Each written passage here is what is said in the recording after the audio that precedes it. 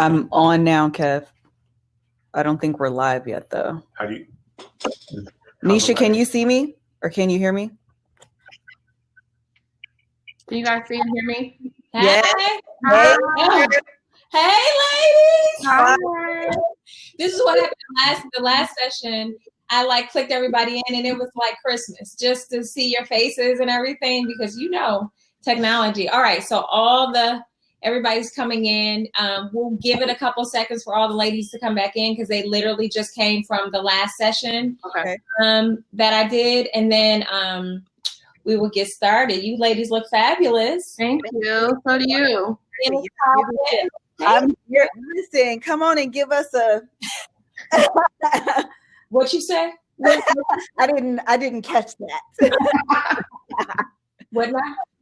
Listen, I said I only got cute for y'all. I've been for 3 months. I've been a whole mess, not a half a mess, but a whole mess. But I was like, I'm gonna dress up.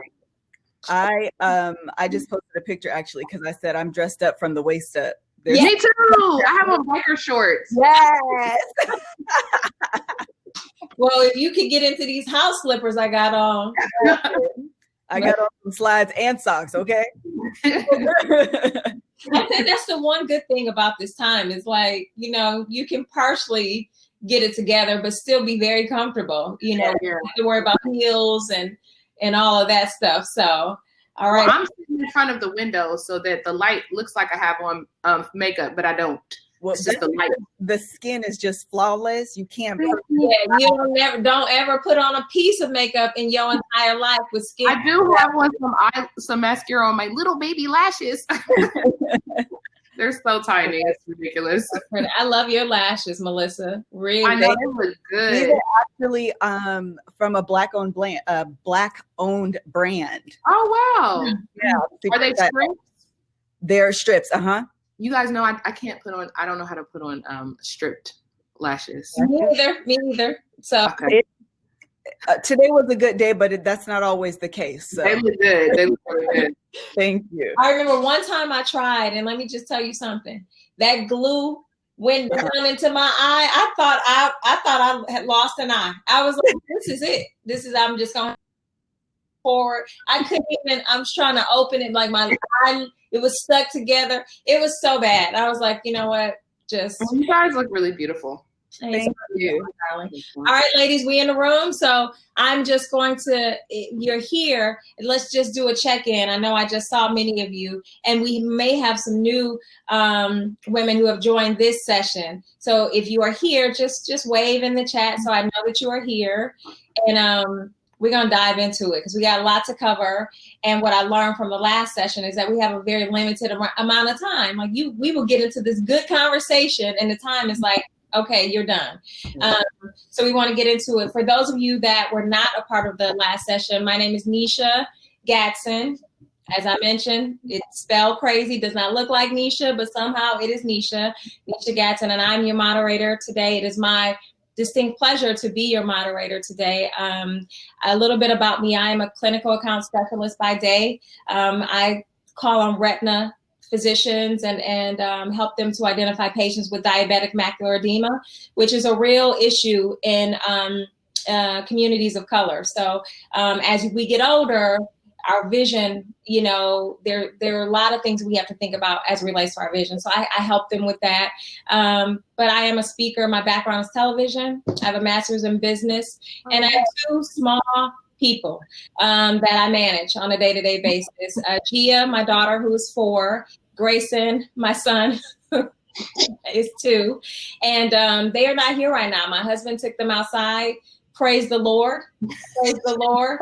Won't he do it? Amen. Yes, you will. I've got a little bit of time to myself. I don't even know what to do. And so, yes, that is me. I want to introduce you to these beautiful women. I'm going to start with Ashley Chia. Ashley is a former ballet dancer, now writer and author and creator. She's a mother of 3 beautiful girls, and the founder of the Beautiful Me campaign and co-founder of Moms in Color. Her focus is encouraging change through art forms, hosting programs and events that celebrate the liberation of women and children from systemic misleadings. Ashley has a brand and life motto of create, love, inspire. I love that. It must be the root of all we do. So welcome, Ashley. Hi, everybody. All right. And next, Mrs. Melissa Fredericks, better known as Mrs. Kev on Stage, is the host of the Love Hour podcast, along with her husband, Kevin Fredericks, aka Kev on Stage. With great humor, apparent love, and relatable insight, these marriage champions share their experiences and address various relationship questions and concerns. The growing popularity of the podcast has resulted in a successful tour run along with the real comedians of social media. Followers of the Love Hour adore Melissa and her husband as a couple, but she has garnered an endearing fan base with her betterment campaigns and her advocacy of self-love. She captivates audiences with talk of her personal journey and self-discovery and self-love, while also challenging other women to find themselves, lovingly accept their uniqueness, and realize their beauty and self-worth. Melissa is also an author of the book Journey to Self-Love, which is a roadmap to help women find themselves and embrace their inner beauty. Oh, what are you doing, girl? Dang, I need to add some more things to my list. And Ashley and I are Black Love alum. Oh, yes, we are. I was on the fifth season. Hey. Shout out to Cody and Tommy. Yep, Tommy. Love them so much. Cody was actually at the Momference last year. Yes. Facilitating, and I met her and her beautiful mother and her twins as well. So shout out to Black Love. So we got a lot to talk about. Well, and I'm going to get into it, but I'm also, my sort of moderating style, and I hope this is okay. It worked well in the last session, is ladies in the chat, you have questions, just drop them, because I like to just infuse them so that if we get to the end, there's no question that, we haven't addressed or caught or touched on in some way, shape, or form. Because I really want this to be conversational and not sort of just this, formal Q&A. So we want you to get comfortable. Take your slippers off if you want to. If you want to, we already talked to you. We got yes. Get comfortable. So, all right. The theme of the Momference, one of the themes is honest motherhood. And so we're taking the filters off and we're having a real honest dialogue. So we're going to open up with a quick spotlight moment where we take the filters off and get very transparent. So want you to spill the tea on a recent, let's say during the quarantine season, honest motherhood moment. So can you think about something that has taken place where it's like, okay, this is real life, motherhood that I've experienced, and it's nothing that I really post on social media. It's nothing really glam to it, but this is what is going on with me right now. Anything come to mind? And ladies in the chat, if you got something, just throw it in there. Do you want to go first? Or? No, go for it. Okay. I would say, actually, there's not many things I actually don't share on social media. That's kind of how I built my platform, focusing on real motherhood and the things that we experience. So I feel like there's not really anything I wouldn't share, but something that happened that it's like, it helped change me as a mother, I think, and made me a better mother, I should say. Mm-hmm. Where my 3-year-old, she just has a very strong personality. I love that about her, but it's equally really difficult to parent someone like that. I mean, she literally is me, and I just feel bad for my mom every day now. Like, Lord, I don't know how she didn't beat my ass, because I never got whoopings, but I don't know how. I'm like, But my daughter, she's my middle child. She just came out the womb on one. Like, she just is going to do what she wants. And she's not going to listen. And it's a lot. And I'm like, like I said, I equally love that, because I know she's going to grow to be such a strong, determined woman. But I'm like, chill. So she just started having, like, they're not even temper tantrums. They're like, it's like, I don't know. I call them like fits of rage. She just has so much energy. and she doesn't know how to properly express it because she's 3. And so she was just like going bananas and like smacking, like, you ever see somebody at the bar, like in those movies where they break a bottle over their head to let you know, like, you can't hurt me because I'm stronger than you. Like, that's the type of stuff. Like, yeah, like, I'm gonna hit myself so you don't even try to. Like, what are you doing? So I actually was watching, oh God, what is it called? The Couples something. It is Chris Spencer and his wife. They have a podcast that they do. Okay. So they were interviewing Holly Robertson Pete and her husband. And she said that they hug each other for 20 seconds when they're in the middle of an argument. And like she said, it's like really, I know, which sounds crazy. She said, but when they're having a really bad argument, they hug each other. And the first 15 seconds is super awkward. Like, they don't even want to touch each other. She said, but by the time they get to like 16, 17, they both have like relaxed. And then once they stop hugging, they're able to communicate. So I don't need to do that with my husband, but I was like, I'm gonna try that with my daughter. So she started having like really bad fits. I think it's because we were stuck in the house, quarantined, and couldn't go anywhere. Like, it was just too much. So I just started hugging her. Like, every time she would get super upset, I would just hold her for like 30 seconds because 20 was not working. But it actually really started working. Like, when I tell you that her behavior has changed, and I realized in that moment, like, a lot of us are not equipped with the proper parenting tools. Because our parents were parenting from a place of survival and not thriving. That's how most Black parenting is. It's rooted in slavery. Like, we just want our kids to survive and be obedient. And obedient in a way that is extremely unrealistic, for a child. So I have really been trying to like conscious parent and revisit these things and really feel like when you're doing something new, you feel like it's crazy because you don't have any other examples of that, right? But I feel like these things are working. So I've learned in this quarantine to really make myself uncomfortable as a parent. Like, I'm doing things that work for my kids, but don't feel the most comfortable for me because they're not easy. Right. But I feel like it's really, challenged me to be a better mom. Sorry, that was so long. That was really good. That was so good. I don't want to share mine because that was good. You share, Melissa. Listen, mine is silly. I'm going to tell y'all this is what it is. Let us laugh, girl. Okay, so listen, I've been married it'll be 16 years in like 2 weeks. Wow. And I've not made Rice Krispie treats in our entire marriage until quarantine. So I've now made 2 pans, and I've also eaten 2 pans. Also important. Yeah, like, I don't know if that makes me a good mom or not, but my kids does. My husband didn't have them. The first one, I like followed the directions and they were okay, but the second one, I added a little bit more butter, I added a little bit more extra.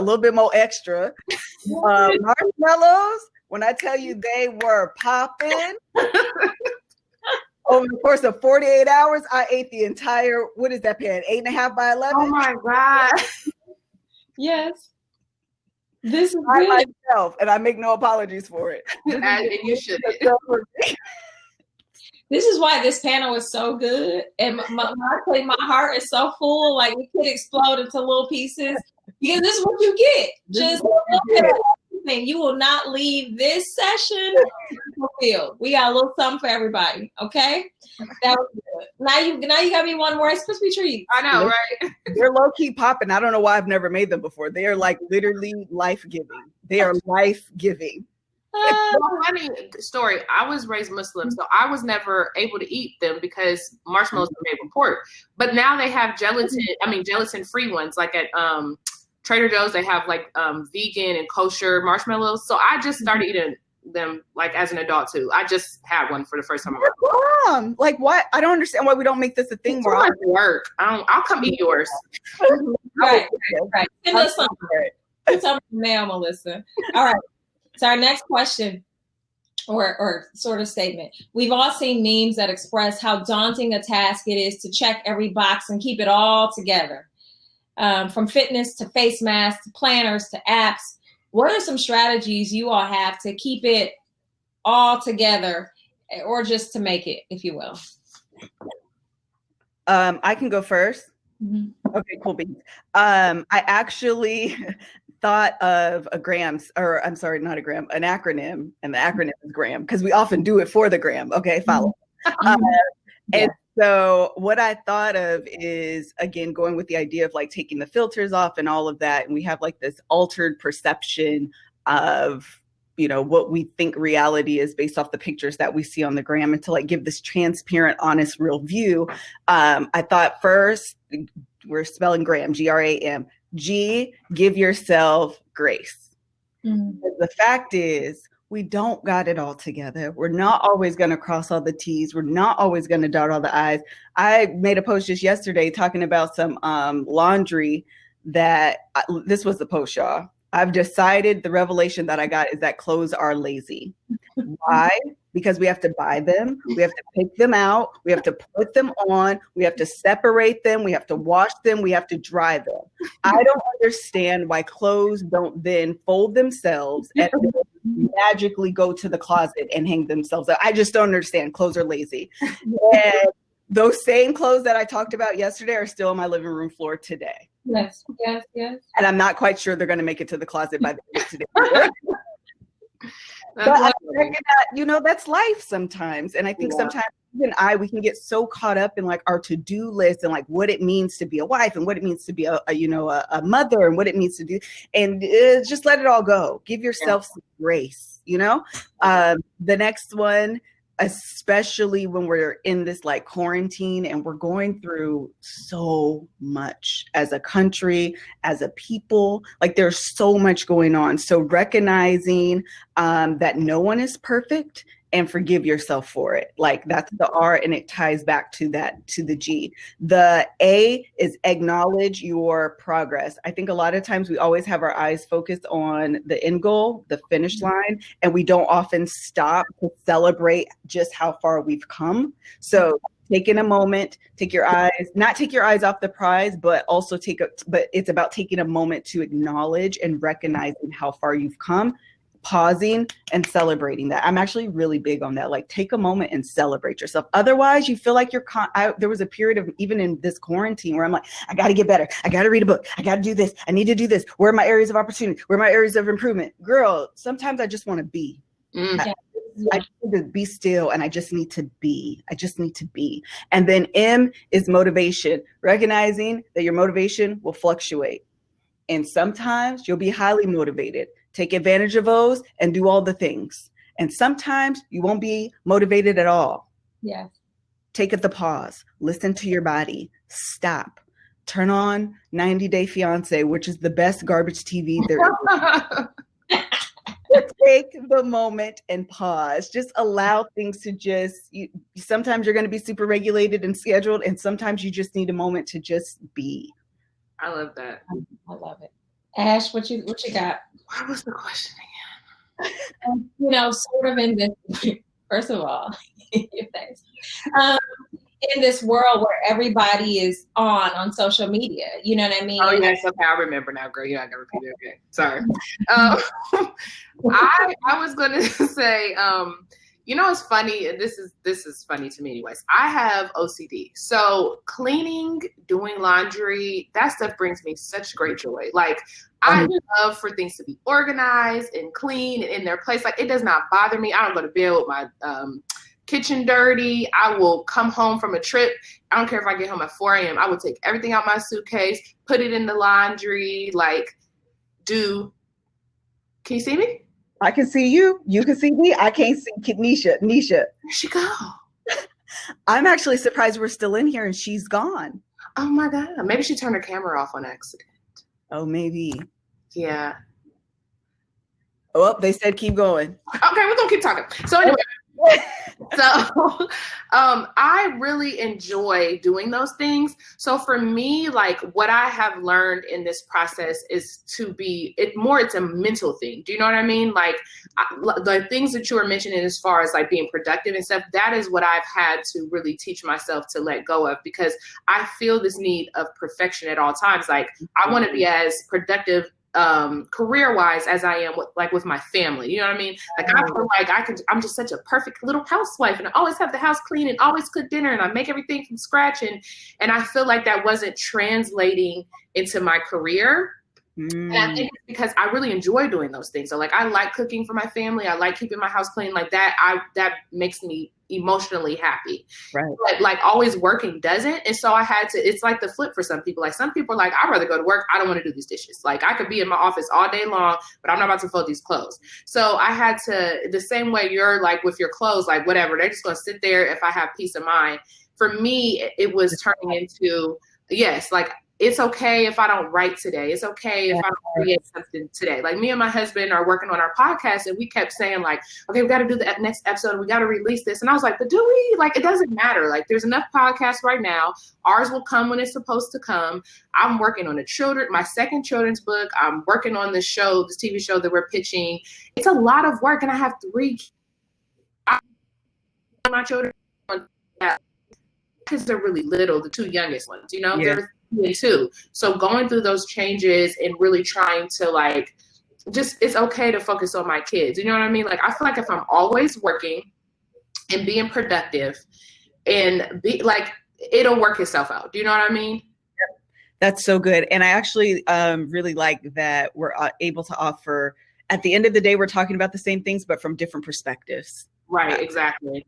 Because we're balanced, Ashley. We're balanced. But that's so important too, because that's the most important thing that I always tell people, especially new moms. There really is no balance. One day you're going to be the best employee in the world, and the next day you might be the best mom. And it's really okay. Like I don't know why we have in our mind that there's a competition. It's the same thing with childbirth, where people are like, I had my baby by C-section. I had my baby naturally. I have never walked up to anyone and been like, you must have not been breastfed. Like, these things, they don't matter in the grand scheme of things. It's really about getting your baby here earthside, raising your children the best way you can, teaching them to be good people. And I just don't think your kid is going to look back and be like, oh my God, that one time you didn't read me a story. Like those things, do you know what I mean? Absolutely. It doesn't matter. I 100% agree. I don't know if we should we do a session chat? Yeah, we can. You want to ask questions? I mean, answer some of the questions on the side? Okay, good. Let's do it. Okay. Let's see. Does anyone have any questions that they want to ask us specifically? Let's see what pregnancy looks like in the pandemic. What did she say? It says, let's move. You know, what's throwing me off is I forgot my name on here is Kevin and Melissa. And so when people are saying Kevin, I'm forgetting that they're talking to me. But it says, let's move to what pregnancy looks like in a pandemic. Okay, go first. Oh, she's back. You're back. Hey, listen. It kicked me off and was like, you are not getting back in. And I was like, but I'm the moderator. But I heard you guys were just talking fabulously, so thank you. So did we have a question in the chat? If not, I do have more. But I don't want to interrupt that. Yeah. Can you guys hear me? Yep. Yeah. We can hear you and see you. Okay, wait. No, I can't hear you guys. Oh. Okay, you guys can hear me? Yes. Okay. So the next question is, within the last couple of years, we've seen a huge surge in the promotion of self-care and the importance of staying mentally healthy. However, with this year's theme, Honest Motherhood, we're going to flip it a bit and ask, what are some things do you believe don't benefit your mental health as a mom? And where do you think those habits stem from? That's hard because I feel like so when I started my blog, right? Watermelon Egg Rolls, I was highlighting different mothers and different ways of living and Black motherhood. And I think that over a course of time, I've been a mom for 11 years. Mm-hmm. What I have realized between me and some of my closest friends is that what benefits me does not necessarily benefit them. And so I feel like it's often hard to give blanket parenting advice. Do you know what I mean? Because everyone's household is different. Everyone's marriage is different. Everybody has a different expectation of what they want and don't need. So I'll just speak for me personally. I think that's just the best thing to do. Mm-hmm. I think for me, what has not benefited me is to compare myself to other people. And what I also realized is to have unrealistic expectations of myself and my family and my children and my spouse. I have really come to a place now where I am focusing on my family individually and what is best for my spouse and my children and how does that work with each of my kids? Because I have 3 children, they're all very differently. So honestly, what benefits my oldest doesn't even benefit my second child. And I've really learned how to compartmentalize my parenting. So I think for me overall, just not comparing myself to other people and really focus. And it's hard. You get on Instagram and you're like, that night you decide not to cook, you see somebody cook this beautiful meal for your kids. And then you're laying there like, I'm a shitty mom. I gave my kids Chipotle, you know? And then it's like, you have to really check yourself. Like, I gave my kids Chipotle because I've been working all day long, you know? And because I didn't have any time, and my kids ate, they're happy in their bed, and everyone's healthy. Like, why am I worried about that? And so you really have to focus on your family that day, what's best for them individually, and just not be able to take in what's going on around you as just inspiration, but not like the idea of how you should be as a woman or mother. Your turn. I just want to say that in my notes, the first thing I said was comparison. And so again, you and I are really balanced. I mean, we're like on the same wavelength at this point. The only thing I would add, and she kind of alluded to it, is the pursuit of perfection, which doesn't exist. Right. We all have, I mean, just what you said. So what does it mean to be a mom? My kids need to be eating healthy foods. I need to be cooking every single day. I need to be aware of like the ingredient. Listen to me carefully. No one can do all of those things. And we often compare what we believe is what's going on people's Instagram feeds and in their stories, and compare that against our worst days. So whatever they're posting, which is their absolute best, in comparison to where we are in the moment, which is probably our worst. And we think we're failing because we're, you know, that comparison. I love that. It's unfair. It's unrealistic. And so again, letting go of the comparison and letting go of the idea of perfection. It doesn't exist. Give yourself some grace. We're all working mothers. That means you are working twice. That means you have 2 shifts. That means you are working double duty. I don't know why Nisha don't want to stay with us on today.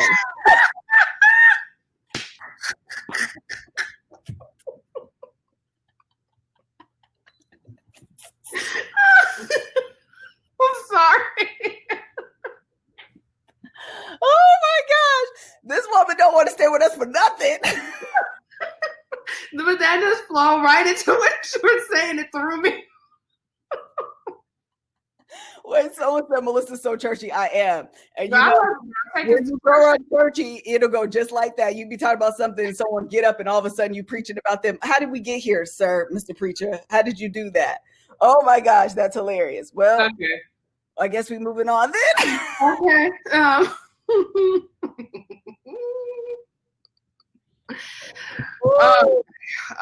Well, we had, you know what? There was a question about let's answer the pregnancy and quarantine question.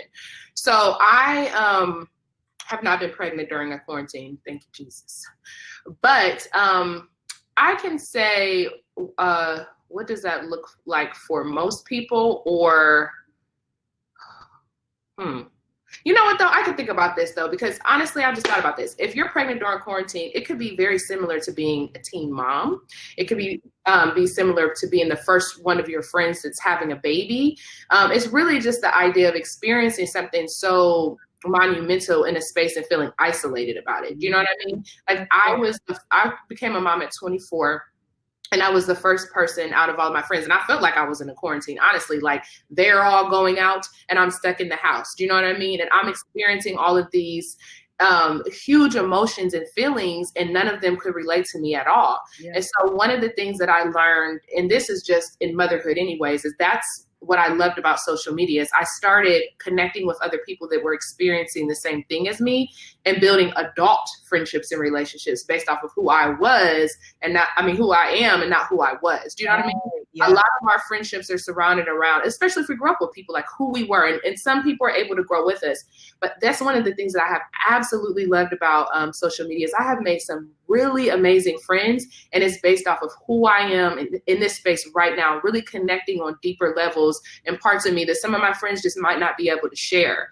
So I think the best advice I could give to anyone that was pregnant during quarantine is still now, because it's really not that safe. Like, I wouldn't suggest you be going out anywhere, is to really go online, look for other women, search that hashtag, and try to find a support group of people that are experiencing the same thing as you, so that you don't feel so isolated mentally, because you are, physically.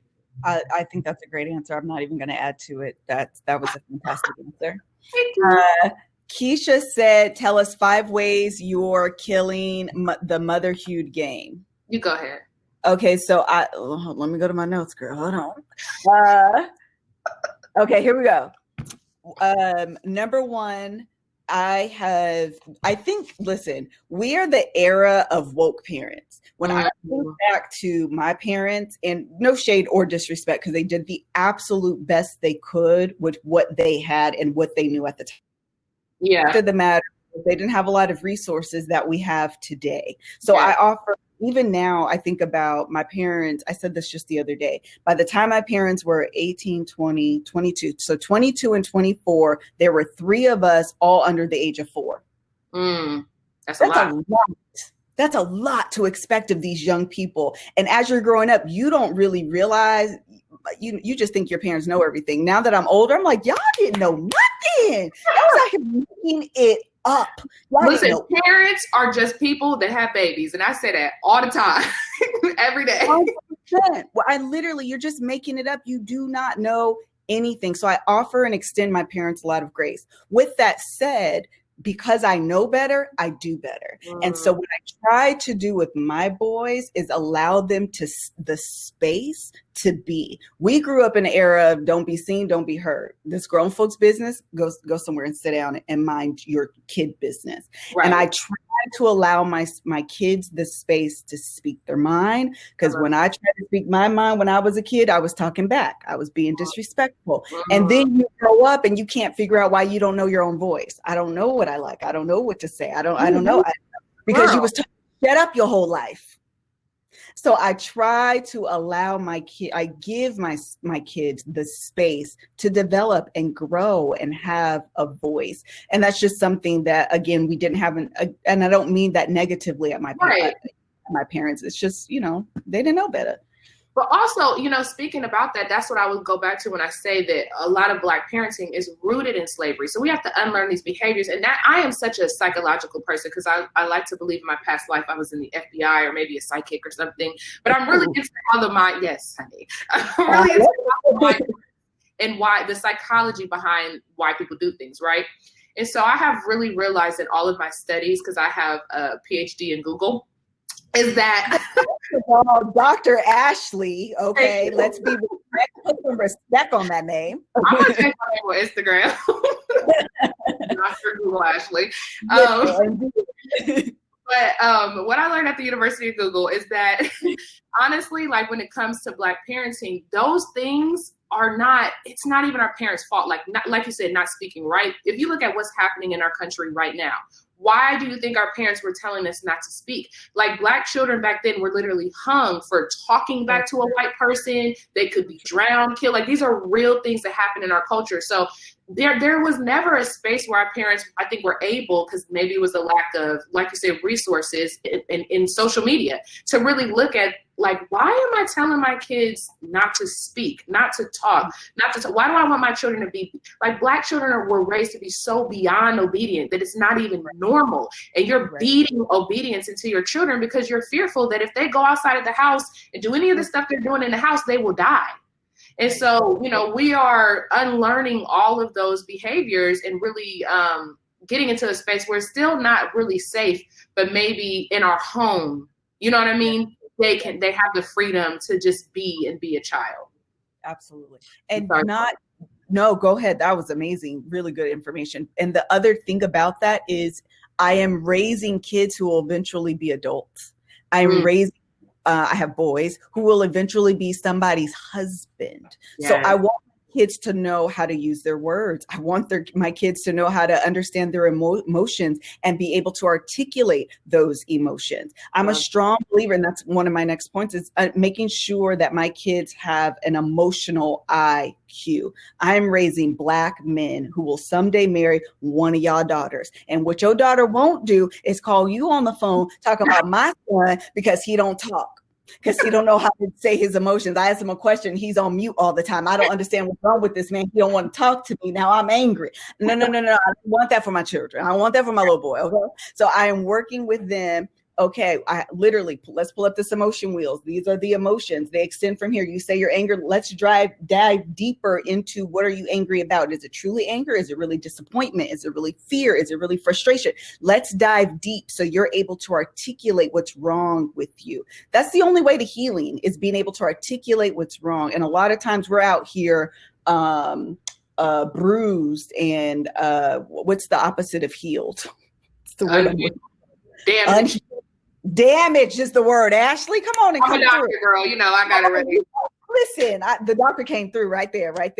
We're out here damaged, and we don't know how to articulate that damage, and therefore we're not getting to healing. Where's my shit so I can throw it? I'm shouting right now. Yes. That's so beautiful, though. I mean, I think that's super important. The same thing for me, you know, I can say when you said that our parents weren't really conscious, I think, you know, well, my mom grew up in the 70s. So I think she was the first person to change in her family. She was very conscious. I grew up beyond pro-Black. I don't even know. And then I found out my mom ain't even really all the way Black. So there's that conversation. That's for another day. That's another podcast. Okay. That's another session. But anyways, you know, they really taught me to really love myself. And my mom was all about conscious parenting. And one thing that, oh my God, I love about my mom, I have to give her credit. She will call me and say stuff like, I know I did this with you guys, but I do not want you to do that with your daughters. Like, I've been reading and I realized that is not healthy. Like, please don't, you know, and like now she be like giving me the judgmental eye. And I'm like, listen now, honey, okay? I know you all conscious, but relax. Because you definitely yelled and cussed at me a couple times. Listen. But I think that is super important, because for me, with my husband, that's the one thing between us, because he was programmed to think that women, you know, we don't say what we mean. That's what men are taught to. They say one thing and they mean a different. And I had to explain to him, like, baby, I am a middle child. I'm a Capricorn. I'm a Black woman. I said what I said. Like, what I said. So he had to learn how to understand that, like, there's nothing hidden behind what I'm saying to you. Like, I'm very direct. If I say I want some French fries, I really just want some French fries. If I say I'm not hungry, I'm really not hungry. Like, I literally am very direct about what I want, and I want my daughters to be that way too. My oldest, she's 11, going through that time where she's like feeling her, you know, emotions and stuff, and she's moody, and I'm like, listen, it's okay if you're upset, but tell me why you're upset. Don't be moping around the house frowning. And then when I'm like, what's wrong? Nothing. I'm like, that's irritating. Nobody has time for that. You can say, you know what? I'm just feeling away today. I don't know why. Cool. Go in your room and feel that way. But stop, you know, bringing that negativity around everybody else. Like, so, you know, it's really important to teach our children to articulate their feelings so that they can express themselves and say what they do and don't want as they get older. 100%. Let's see here. What else do we have? I read The Conscious Parent. Have you ever read that book? I haven't read that book. It's really, really good. I read it when I was pregnant with my daughter, Amira. I suggest that book to everybody. It's amazing. I thought I saw Keisha had a question, but I don't see it now. Well, let's scroll back. Oh, here it goes. Oh. Nisha's back. You back, girl? Listen. Nisha, you need to bind the devil of Teddy Riley.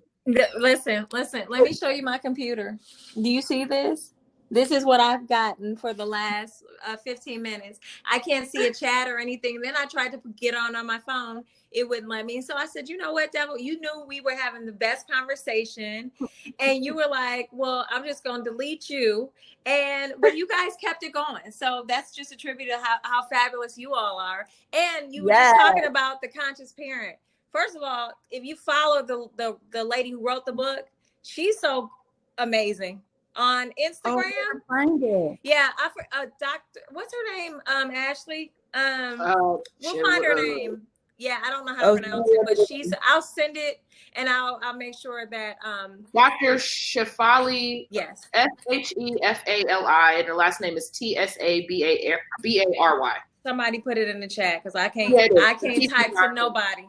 I can't do Well, nothing. I can put it in the chat. It's in there. And if I move to the right, I might lose you. So I'm just gonna stay right here. Just don't move. Okay, we only got 3 minutes left. So Okay. I do have. Really? I know, like that's what I told you was gonna happen, and then it happened times 1,000 because I haven't even been on. But nonetheless, let's do a final question. Most of the world has been shaken by COVID-19, and even more recently, the race-related civil unrest. We've all had to do some major adjusting. What do you do to draw strength from, or where do you draw your strength from to help stay afloat during such a difficult time? Do you want to go first? Okay. I would say a couple things. Number one, from my family, I draw a lot of strength in the comfort of just the safety of being at home with people that are like-minded, with people that I know has my best interests at heart. You consume too much media, too much news. And I literally went to the grocery store not that long ago, and I could feel that I was afraid walking around that I don't know, that look different than I do. And I could sense, oh, this is fear that's like consuming me because I don't know where you stand on any of these issues. And so I may be a target. I was afraid. And so being in the comfort of my home and the people that look like me and I know that's a huge source of strength. The second one I would say is my husband and I went to our first protest like 2 weeks ago. One of the most transformative experiences of my life. Yes. We went to one when we were in college, but no disrespect to the college ones, but we was at a PWI. It was just a little, it wasn't real. This experience, I can't put into words the sense of like solidarity and unity and just community that when you're at a protest, and it was a peaceful one, it didn't get ugly or anything like that. And you see people that look like you and you see people that don't. You see people that you would assume would not be standing next to you, but they are. That is just, I actually walked away from there, and I can watch the news and take in social media a little bit differently because I know that there are people that are willing to stand next to me as allies, and ally as a verb, not just a noun. And they are people that have my best interest at heart, and they don't look like me. That was a huge source of strength for me as well. Yeah. What about you? I was going to say the same thing. I took my daughter to a protest, and my mom went with me. And so it's before that, I felt like, I was internet activist, which is fine. You're sharing links, and that is equally important. Don't let nobody tell you that it's not. Using your platform to share information. A lot of people were like, no, I didn't know I needed to vote today, or blah, blah, blah. So keep doing that stuff is super important. But when I went to the protest, I felt like there's something in my spirit. I don't know. It made me feel better.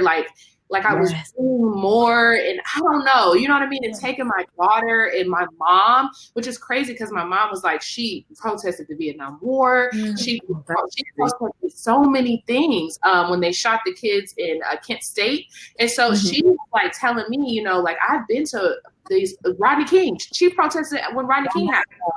And so she was just telling me, like, this is amazing to share this together, but it's equally sad. Like, I hope Amira, my oldest daughter, she doesn't have to ever take her kids to a protest for a police shooting, Yeah. But I have been finding my peace in getting offline. Like, sometimes I'm like, I gotta get off the internet. You know what? I'll give you a perfect example. Today I was reading this post that Vanessa Bryant posted, and she said, I just want to let you all know, like, I'm blocking these fan pages. I really appreciate these photos of my husband and my daughter, but me and my oldest cannot look at that every time we get online. Right. And it made me want to cry because I was like, I completely understand that. Like, even though we're honoring people and we're sharing this stuff, in order to heal, sometimes we have to disengage. Like, we don't see it every single day. You don't want to look at that every day. It is not normal. It isn't healthy to be able to click on your phone and watch people die on the internet that look like you. Yeah. It's so unhealthy. And I've had to really just regulate that by watching my Real Housewives and just I just turned my brain off. Yeah. Like, I turned my brain off. Yeah. And it's so important. That's how I'm finding my peace. I go outside with my kids. I let them do regular stuff. And in that moment, the world isn't on fire. Like y'all are just playing in the pool. And I've equally been sharing that on my social media. I think it's important. Like I'm protesting. You see that I'm taking my daughter, and my daughters are playing in their little kiddie pool I got from Target. Like you gotta have that balance. And I want people to know that. Like have sex with your partners, read a book. I love sex. I love having sex. That really is my therapy. Ash. Okay. Got a headache. I'm good. No, but seriously, that's why I'm in a hotel, because my mom was like, you and your husband need to go. Yes, we did. Yes. This is my therapy. Well, let me say this, even with the technical difficulties, you guys held it down, and I appreciate that's what this is all about, right? Sisterhood in the midst of what can go wrong. You guys got the information out there, and I appreciate you so much. Ladies, follow them on social media. Both have wonderful pages that I've been enriched by, and I encourage you to check them out as well. And thank you so much for your time in this wonderful conversation. You are beautiful. Yes, you both are, and we'll definitely keep in contact. And ladies, I think you guys may have a couple minutes before we have to jump to the next thing. So enjoy the rest of the Momference Digital Conference. Have a good rest of the day, everybody. Bye, everyone. Bye, Ashley. Bye, Nisha. Bye. Bye, ladies. Have a good day. You too.